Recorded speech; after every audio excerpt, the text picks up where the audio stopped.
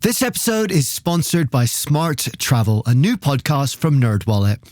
You know that one friend who always finds the best travel deals, picks the right cards, and somehow ends up in first class for the price of coach? How do they do that? Well, Smart Travel is like that friend, but in podcast form.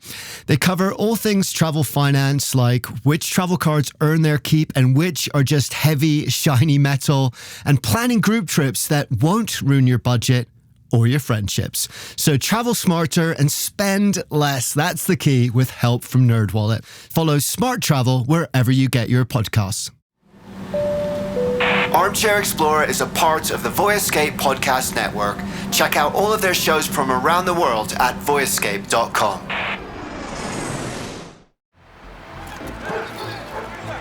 It takes a few hours to get ready.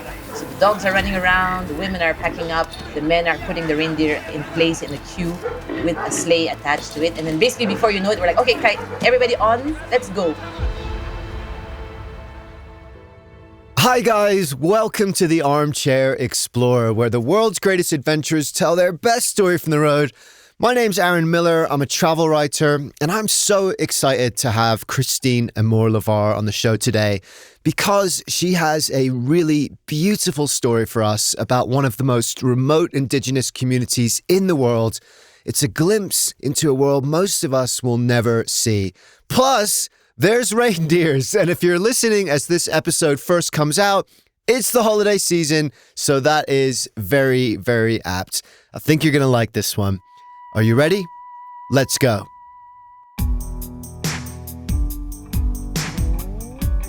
Christine is a remarkable person. When you meet her, she strikes you as the kind of person who can just make things happen. She's got that sparkle in her eye, and she is doing that in such a cool way. A former Nike executive, she left her high-flying job to start two nonprofits, Women on a Mission, which leads all-female expedition teams to some of the most remote corners of the globe in order to raise funds for women affected by violence, war, and abuse. And her other nonprofit is Her Planet Earth, which educates and empowers women around the world to work at the forefront of the fight against climate change. You can find out about both of those and how to get involved yourself on her website, ChristineAmour-Levar.com. I know that's a bit of a mouthful, so I'll put that link in the show notes. You can also find details of her new book up there. It's called Wild Wisdom, Life Lessons from Leading Teams to Some of the Most Inhospitable Places in the World. It's a great book. I love the title, Wild Wisdom, and it chronicles her many adventures, and there's some awesome ones in there, trust me. Plus, there's also really incredible inspiration for affecting change in the world in a really, really powerful way. I took a lot from it. So, the story you're going to hear about today is her journey alongside the Nenet reindeer herders of Siberia. It's a perfect wintry story for snuggling up with a mug of something hot in that cozy armchair of yours while watching the snow fall.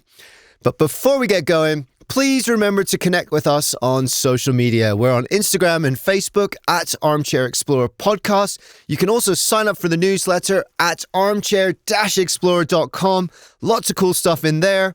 And if you're feeling particularly generous, you can become a patron of the show. For less than the cost of a single pint, you can help support this show and help to spread our message, all of our message of love for the outdoors and the pure joy of exploring this amazing planet of ours. Thank you so much for whatever you can do. But for now, let's get into the story. Christine Amour-Levar has always had travel written into her blood. As a French-Swiss Filipino woman who grew up in both France and the Philippines, she embraced the joy and the importance of immersing yourself in different cultures from a very young age. In this vein, she attended university in Japan, launched her career in the United States, and then moved overseas to Singapore. It was there, while working as a marketing executive at one of the biggest companies in the world and raising 4 children at the same time, that something extraordinary happened to her one day in the parking lot outside of her daughter's elementary school. Meeting Valerie, about 10 years ago was really what I call my tipping point. There are people that you meet in life that I believe are meant to be put on your path. And I feel that way about Valérie. And when I recount the story of how she inspired me to change directions in my life, I still get very emotional. So basically, I met her on a regular Singapore sunny day. We were picking up our kids from the French school here in Singapore. She was somebody who had purpose in her walk. She was athletic. And then one day she said to me, actually, I'm going to be away for 7 weeks. And I said, so what are you planning? And she said, actually, I'm going to try to climb to the summit of Everest. And that literally just floored me. So meeting someone like that on a regular day, who was also a mom, and telling me that she was about to climb Everest really kind of woke me up. Before she met Valerie, Christine had already done quite a bit of adventuring, including several climbing and hiking trips across several continents in which she'd already lived. But what spoke to her about Valerie's expedition was more than just the physical feat of it. It was something deeper than that. On the first try, she summited Everest, and on the summit, she held a banner that said, "Bearing the flag for women everywhere," in support of a charity called Women for Women International that she had been volunteering with. And I just thought that was such a beautiful moment. When she came back down to Singapore after summiting Everest, I met up with her and I wanted to hear all about her climb. And she had really inspired me, seeing somebody do something so brave in support of other women in need. And, women survivors of war are some of the most marginalized women in the world. Oftentimes in conflict zones, they suffer more than soldiers. That plight really touched me, and I realized that I needed to support this in some capacity. And so together we decided to take a group of women 6 months later to Everest Base Camp to raise $100,000 for women survivors of war. Their message resonated deeply with women around the world and would continue to do so. Since then, her expeditions have raised over $1 million in support of women survivors of war, while at the same time empowering and changing the lives of the women who came with her, just ordinary people who chose to give up their time, grit and determination to this incredibly important cause. But it started, her whole life-changing transformational journey began with 9 other women at the roof of the world. The Everest Base Camp trek is really about endurance and being able to manage your body and your health as the altitude really climbs. It's a beautiful trek, but it's a pretty tough one. So you fly into Lukla Airport, which is considered one of the most dangerous airports in the world, actually, because it's just next to a cliff. It's about 2,800 meters. And you start the trek there, and you climb up basically over a period of 9 to 10 days until you reach Everest Base Camp. And it's really, really quite steep all along the way. It's beautiful. You've got 8,000 meter mountains all around you, because the Himalayas has the tallest mountains in the world. So even if you're at 3,000 or 4,000 meters, you are surrounded by majestic peaks. And as you climb up, the vegetation changes and the scenery becomes much more like very much moon-like, more arid and pristine, and the lakes are turquoise and glacial. And it's just breathtaking. And you are a little bit lightheaded because the altitude starts to affect you. A couple of my teammates started getting blue lips and headaches, and so we had to watch that quite carefully. And a lot of people sometimes have to turn back if they're really not feeling well with the altitude. But luckily we were okay. And then we continued on to base camp and summited at the camp all together, which was a beautiful, beautiful, touching experience.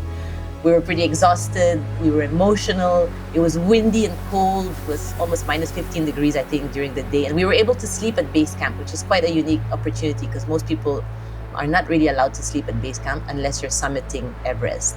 But because of Valérie's expedition contacts, we had arranged to spend the night there next to the Khumbu Icefall, which is so dramatic and stunning. And spent a pretty horrible night with the winds and the cold, and it dropped down to minus 20 degrees. I remember that night.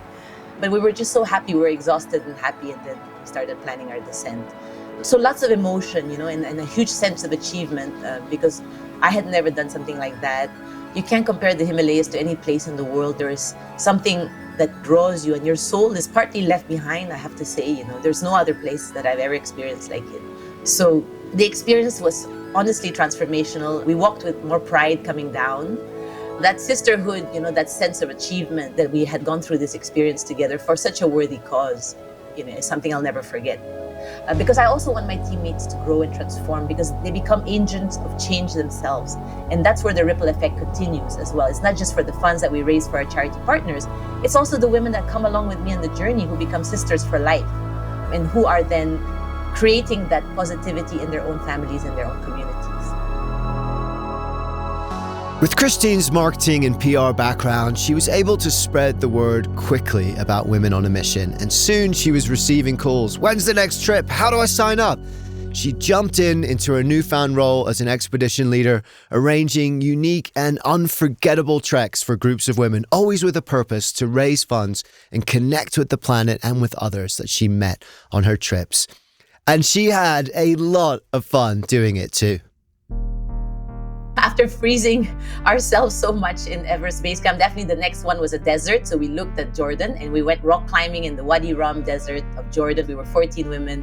We had a beautiful experience there, pretty long days of hiking across deserts, but also challenging ourselves on the facades of the different jebels. After that, we went back to Nepal because we loved Nepal so much, but we went to a different part in the Tsum Valley, which has only been open to tourists in 2008. So we barely saw any other tourists up there. And we did the old Silk Road all the way up to 5,100 meters. We were just across where we could see the border with China.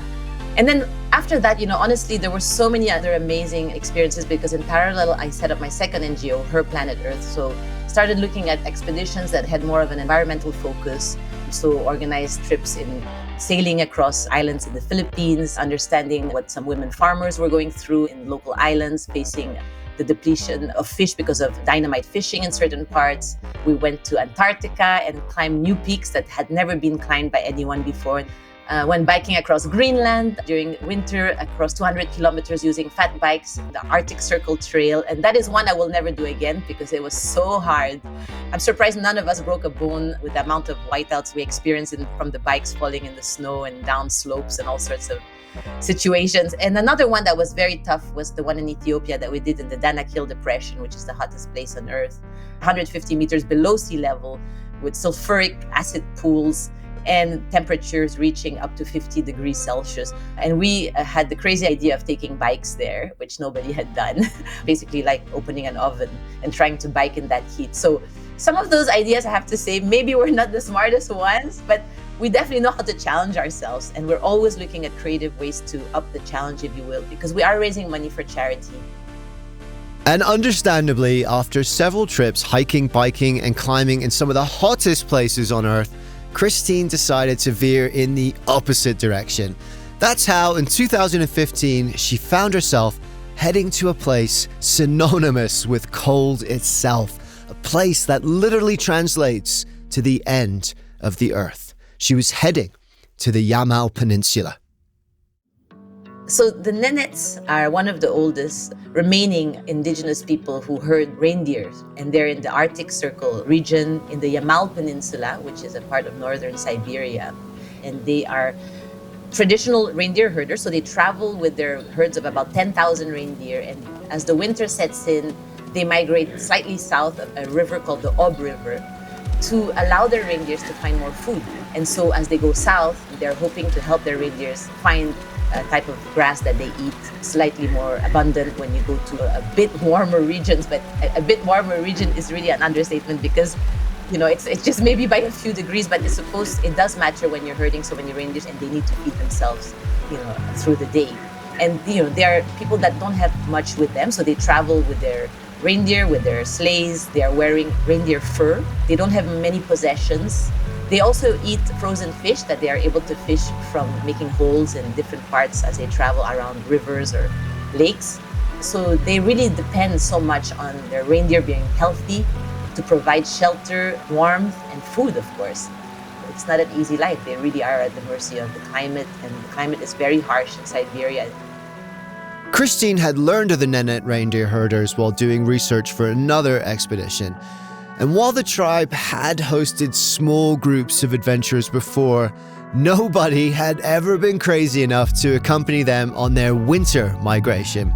And they're hard to track down too, but as it happened, she knew somebody who knew somebody who knew the tribe and called them up, and several months later, they were ready to depart, attempting what would be the first all-female crossing of the Yamal Peninsula in the frigid darkness of the Siberian winter. And to be honest, when I left Singapore, there was a bit of apprehension because I knew the temperatures were going to be very, very cold. We were traveling in December 2015. So we were going in the middle of winter. And those temperatures really do plummet down to minus 50 degrees in Siberia. It really depends. It can swing from minus 36 to minus 50. And we were going to some extreme parts, not just Moscow. We had to fly from Moscow and then go up to Salekhar and then take a truck across the frozen river and then connect with the Nenets who had started their migration. So it was a bit of a logistical challenge to organize, but we managed to do it. And so we were on our way at that time and really looking forward to it. But then, while crossing that frozen river, the Ob River, the last part of their long journey before they would meet up with the Nenets, disaster struck. They were in high spirits, bouncing along in the back of the truck, slowly carving our way through the icy wilderness. And suddenly there was such a loud noise and the whole truck was projected forwards and downwards. The ice had cracked on the river and the truck had plunged into the water. So unexpected. I think at the time we were singing and talking and we were making so much noise, and then suddenly this happened. And I couldn't believe it happened, and the whole atmosphere in the truck changed completely. There was such an element of fear and terror, that kind of overtook us. I really thought this was probably the only time in my life where I thought, this is it. This is the end. And there was complete fear, and there was chaos, and there was luggage flying everywhere, and people shouting. And then the driver, the Russian driver, who didn't speak any English, started shouting, and we couldn't understand. And luckily, one of my teammates, who's half Russian, half Emirati, she speaks some Russian, and she started saying, wait, I think he's saying it floats, Don't panic just yet, because the wheels were so big. Because literally people were trying to open the door and jump out, and that would have been much more dangerous, and she could get stuck under the snow and water.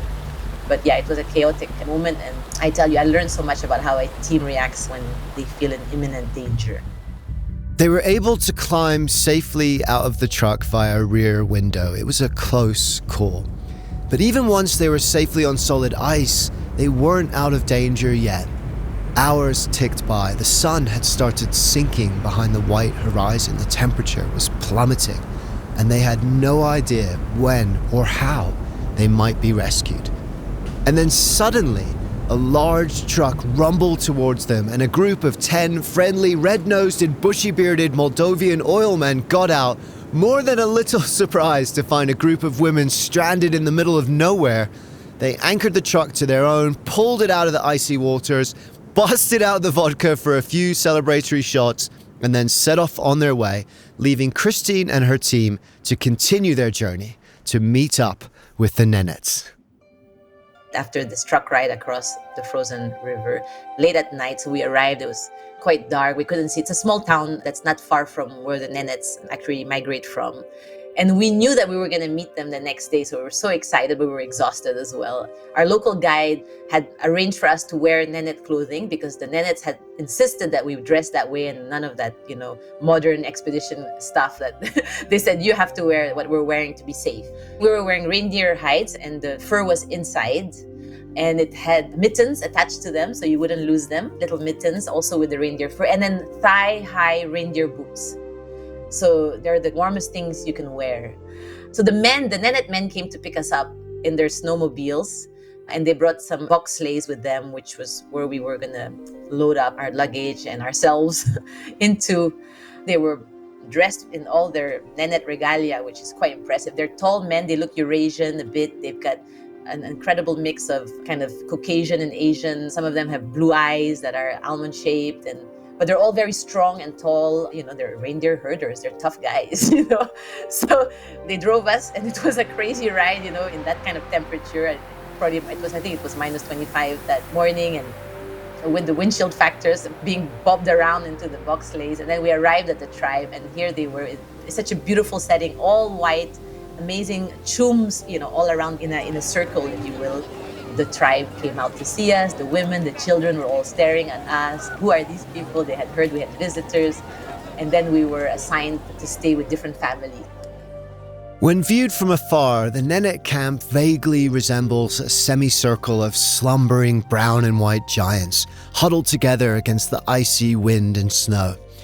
Their community consists of approximately 45 Nenet herders, men, women, and children, 20 herding dogs, adorable but hardy bundles of black fluff, and 7 chooms, the traditional Nenet tents. Each choom is built with sturdy wooden poles, arranged in a wide conical shape and layered with overlapping reindeer herds. A stove in the center keeps the choom warm as plumes of white smoke coil up, puffing into the freezing air through the small opening in the top. Christine was staying with the tribe's leader, Yuri, who lived in his choom with his wife, parents, child, and 9 dogs. We piled into the choom and we were so inelegant because we arrived and they were looking at us. They're like, please don't put snow in the choom, please. So we were like with our coats. I remember we fell in. We brought snow by accident in and we were very conscious that we were bringing snow into their home. You realize, oh my God, I have to be more careful and make sure we don't dirty their home. And basically fur was everywhere. Even if I tried to take my toothbrush out, there was fur everywhere. We were sleeping on reindeer fur blankets on the ground. The choom is made of reindeer hide as well. So it's everywhere. And we also brought in our sleeping bags, our minus 40 degrees sleeping bag, because at night, the temperature in the choom drops to minus 15 because they turn off the stove. Basically, they have a little portable stove as well. So you wake up and, you're in the choom, even though we're sleeping with a whole group of people and 9 dogs. It is very cold as well. A nighttime temperature of minus 15 degrees Celsius is nearly negative 60 Fahrenheit. That first night, Christine and her companions were extremely grateful that the Nenets had insisted on outfitting them with traditional reindeer hide clothing. It really is the warmest and best protection they could have had. But even for those who managed to fall asleep, the migration itself was set to begin the very next morning, and it was not a schedule for the faint of heart. Around 4 a.m., they start waking up, they turn on the stove, we get one quick cup of tea, and then everybody starts packing everything.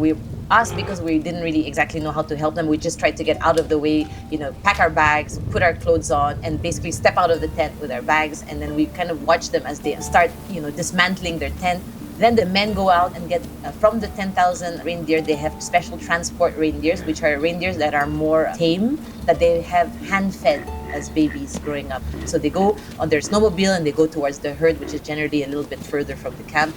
And they come back with those transport reindeer who know exactly what to do. Then they harness them on the sleigh and then everything gets piled up. And it takes a few hours to get ready. So the dogs are running around, the women are packing up, the men are putting the reindeer in place in the queue with a sleigh attached to it. And then basically before you know it, we're like, okay, everybody on, let's go. And then we're sitting next to them and we're just going like, wow, this is happening. And it's still a bit dark when we set off. And we know that we're going to be on the road for about 10 hours or so. So you just make sure you're wearing your balaclava because of the wind. And because you're not hiking, you really do have to make sure that you're warm and you have enough layers on and you've got all the extremities covered because it is so incredibly cold and windy. So your extremities get very numb very fast. And then you're sitting with one of the herders who's basically driving the reindeer and he's just grinning. He doesn't really talk unless you've got somebody who can translate next to you. So there was only one teammate and one guide who could really translate. So we weren't always together. So sometimes we just, grin and use sign language. But they were, very polite and very nice. In Siberia, the nights are cold, but the blizzard conditions during the day are even colder. As they rode next to the herders on the sleighs, Christine and her companions were mercilessly whipped by winds reaching temperatures of negative 100 degrees Fahrenheit, cold enough to freeze exposed skin in less than 2 minutes. But as they were quickly learning, even the harshest conditions didn't deter the Nenets from their course, heading southwards, racing against the weather to find grazing ground for their herd. The migration were every 2 days, so it wasn't every day, which allowed us to spend a bit more time in camp and get firewood. So we'd pull a sleigh and bring back some firewood. We'd go and pull some water as well from the hole that they would make in the nearby river or lake. Some of the teammates got to do some weaving as well. So, and then we would just go about our business, and then suddenly, without warning, they would decide that it was time to slaughter a reindeer, and we would suddenly go, oh my God, it's happening now. So let's focus on this, So because they don't announce what they're doing to us, right? We're just there, and we're just trying to not be in their way. For centuries, the Nenets have lived in a symbiotic relationship with their reindeer, herding them on long arcs from north to south and back north again to help them find greener pastures. In return, every few weeks, they slaughter a reindeer, which they utilize not only for food, but for tools, ropes, clothes, blankets, and more. No part of the animal goes to waste. And while watching the reindeer die may have felt distressing to someone outside of the Nenet culture, it was just a natural part of life for them. She writes, "The rope around the reindeer's neck pulled taut by 3 broad-shouldered herders squeezed the remaining life out of it. Slowly its resistance weakened, its eyes glazed over and fixed on a point in the Arctic sky above. And then suddenly, complete stillness." Then they open it up, and suddenly it's like blood everywhere. And the whole tribe comes to the reindeer and starts drinking blood, and that's where we experience it. It's quite a scene, And the guide was telling us that in Russia, some people make fun of them and call them vampires, which is so unfair. But this is just one of their tradition. This is how they get their nutrients. For centuries, this is how they fed themselves and survived in these kind of conditions. And it actually tasted quite good, I have to say. When you try raw reindeer blood and it's fresh like that, so it's still warm, it's salty, and it's in a very cold environment. So I think it would be very different if it was like in a tropical environment and you start drinking blood. I don't think I could do it. But given it's so cold out there, and temperature affects taste as well. Temperature affects the taste of food. And then actually it wasn't that bad at all. We tried kidney as well and liver, little bits. But yeah, when you see that happening for the first time, it's quite a scene. There's blood on people's faces and hands, and when blood dries, it's mostly water actually. And I remember that we had our hands also, full of blood, and suddenly I was like, oh my God, my hands are hurting so much from the cold because the blood is drying on my fingers. So you'd have to try to go back and put your mittens with dry blood on them. But quite a scene to see, and it's actually okay. It's an experience. And while it was hard in many ways, Christine was also honored to share in this centuries-old practice with the Nenet people. She and her companions were living under their care, living their way of life, trying to survive in the dead of winter in one of the least hospitable places on Earth. And in that kind of environment, life and death were balanced on a knife edge. We were always asked to walk out of the camp in pairs because suddenly the weather can change and you can lose sight of the camp. These accidents can happen very easily. You may realize that you thought the camp was right behind you, and before you know it, you're not sure how to get back. And if a storm comes and you're just, even with your clothes, then you will freeze to death. So we would go in pairs to go to the bathroom in the snow, because they stipulated that we had to be quite far away from camp. They have many rules around women especially, like the invisible line that was in the tomb. You couldn't put your hand across the invisible line, which of course by accident we always did. But luckily they were quite good-natured and they were quite forgiving with some of the mistakes we made. The rules of the tribe were there to keep people alive. But some of the rules, particularly around women, were also cultural and harder to understand, particularly for an all-female expedition team in which female empowerment was at the very core of what they were doing and why they were there. The women had such an important part to play in the whole tribal life as well of the Nenets, So there were rules that made sure that we're not allowed to step over men's tools, and women were not allowed to show anything related to parts of their body, the reproductive parts. So they were very particular about that, and they believed it brought bad luck. And so, there was all these rules that we were very careful to respect. But at any point, we never felt that they mistreated their women. They showed respect to their women. They were very protective of their women. And the women, in the tomb were in charge, making sure that everybody was fed, and also in charge of the dismantling as migrations would start again every few days. But they did ponder a little bit on the freedom that we had to suddenly leave our husbands and families and come across the world to migrate with them. So they did think that it was a little bit, exciting. And they used to ask us funny questions when we'd have a glass of vodka with them sometimes in the tombs, like, why do your husbands let you do this? And we said, well, because they have no choice anyway. I would sense that they almost wanted to come with us on the next expedition, and try that kind of life. Because they found it quite funny that here we were so free. We were women that could do that. So there was that sense. But they're also bound by so many obligations in terms of making sure that they are committed to their tribe. So they have different kind of, I suppose, they live by different rules. And it is very much tied to the life they chose, this traditional life, which requires all of the tribe to support each other in order to make sure that they survive and are safe. And in fact, every member of the Nenet tribe was there out of deliberate choice. They wanted to be there. But that choice is also a hard one, knowing on the one hand that an easier, more comfortable life is possible, and on the other, that the only way to keep their culture alive is to forego that comfort and ease and choose the hard life of their ancestors instead. The numbers of Nenets are dwindling. So the Russian government actually has stipulated that by the age of 7, Nenet children have to go to school. And so they have to make sure that at some point the Nenet children are taken to public Russian schools. And actually the Russian government then organizes helicopters to drop the kids back to the tribe that's traveling. And then when they become adults, the children can choose, do they want to become Nenet reindeer herders or do they want to just integrate society, Russian society? And many times, a lot of them don't want that harsh life. So at night, when we were in the troom, they would bring out the vodka and we'd have a bit of a chat then. And his father, Yuri's father, was more chatty. We used to call him Papa Smurf because he had a blue sweater.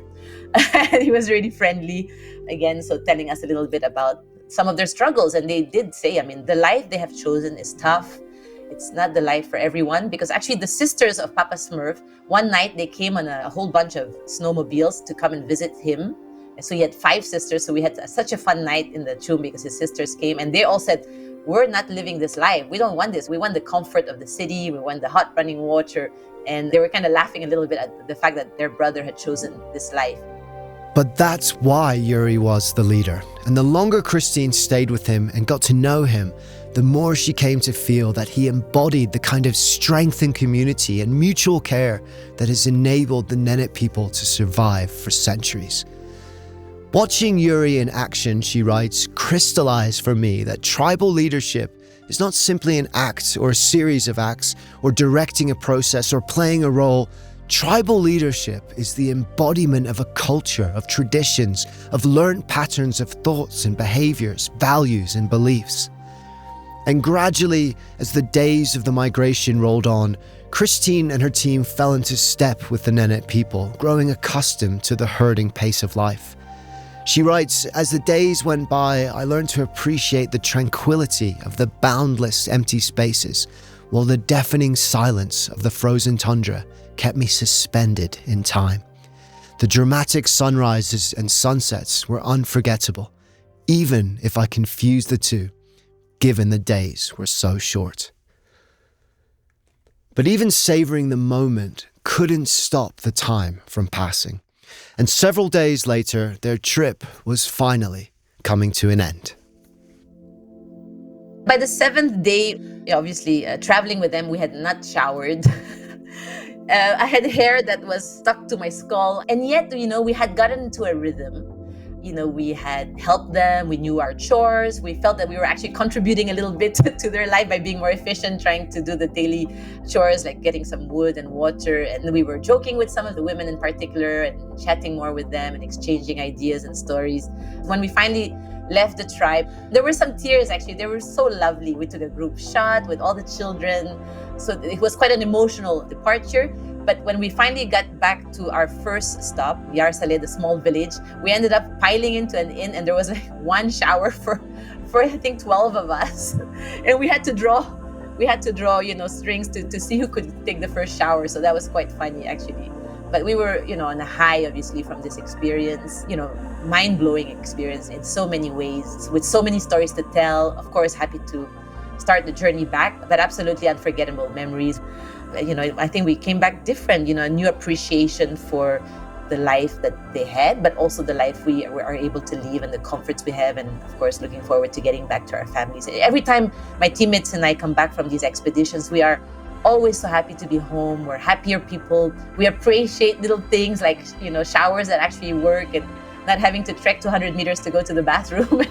And my husband always says that, I come back a happier person and just such a more grateful in my heart, And so many of our teammates feel that way. And I think that's also one of the big benefits of putting yourself out there, putting ourselves outside of our comfort zone, but also learning from a group of people whose life is so different from us. In the case of the Nenets, they seem very happy with their lives. I don't think they envy us having our city life and the complications that entails as well. They have a purer life in many ways. And in some cases, it's us who envy that purity of life, if you will, where it's less complicated. And yes, there is the challenge of surviving in harsh conditions, and they don't maybe have the luxuries that we enjoy, but a lot of times they seem very content and happy, and they have their family, they know their priorities, and some would argue that they could be much happier than people living in big cities with the comforts that we enjoy. And though obviously Christine did return to her modern city-bound life full of amenities and comforts, the lessons of the Nenets stayed with her as she continued her travels. In fact, she began to refer to their way of life, a connectedness with nature that is seen across almost all indigenous cultures, as wild wisdom, which would become the name of her book and the foundation of her life.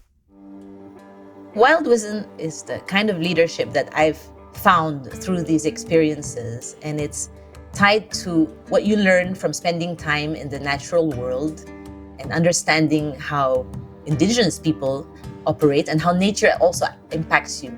The ancient wisdom of indigenous people is something that we all should pay attention to and learn from, because it can touch and help find solutions, of course, from mitigating climate change to leading in times of crisis as well. And I've seen it across the world.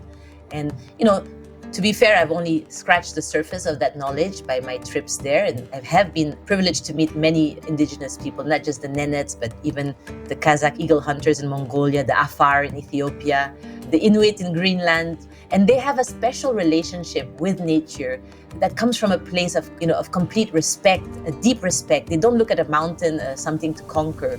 They listen to the wind, and they look at territory as part of their tribal history. They don't look at the earth as something to exploit and look to become rich from. So that concept of ownership and conquering of earth and nature is alien to them. They are always trying to live in harmony with nature because they know it's also tied to their survival. And it's becoming tougher for them because of the way that the climate is changing, absolutely. Because if a herd loses their reindeer, they have nothing left.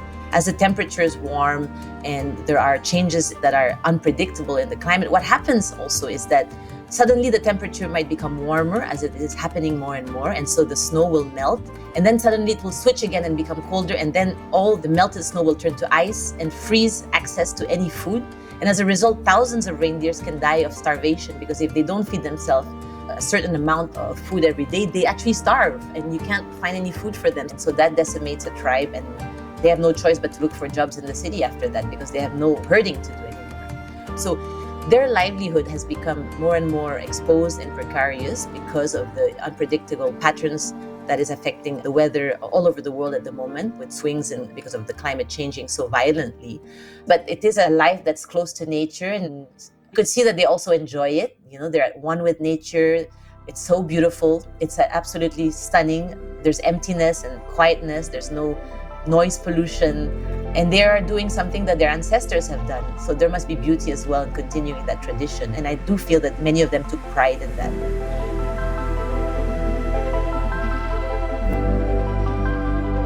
Thank you, Christine. Thank you for sharing with us this glimpse into a world most of us will never see.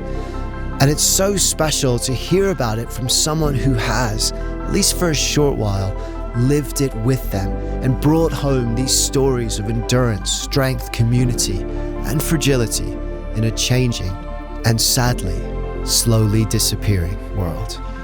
But beyond this journey, Christine has led some other pretty amazing and unique trips, and you can read all about them in her new book, Wild Wisdom. It really does have some fantastic stories in there, and it would make a great gift for any adventure lover in your life. So do go and check it out on her website at ChristineAmour-Levar.com, or find it anywhere else you get your books, including your local bookshop. Go and support them. It's a great thing to do.